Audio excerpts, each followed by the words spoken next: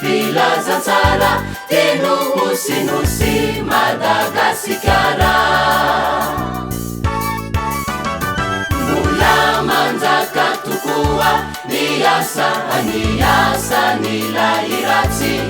andeha vonto sy filazantsara teno hosinosy Madagasikara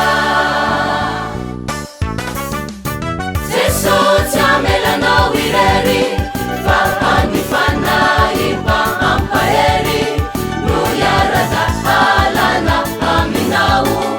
ohona maro ny fisedrana sy fihitsapana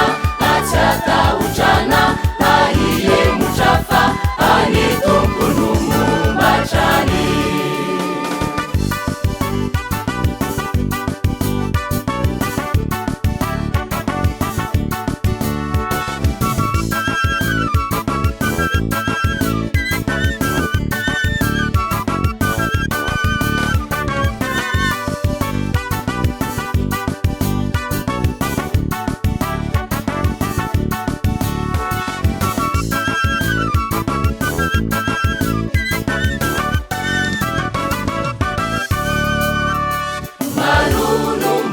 Sinandre lay fitiahavanana sehony tompo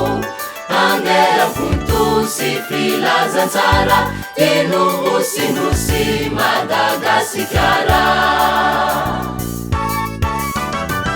eny tsy hisy intsony ny tsila alala fizay rehetra mino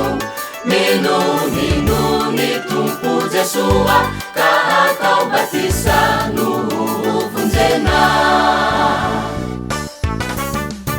Jesosy amelanao irery fa anifanahy mba ampahery no iara-dalana aminao ohona maro ny fisedrana sy fihitsapana atsatahotrana ahiemotrafa any tompony mombatrany Jesosy amelanao irery fa anifanahy mba ampahery no iara-dalana aminao ohona maro ny fisedrana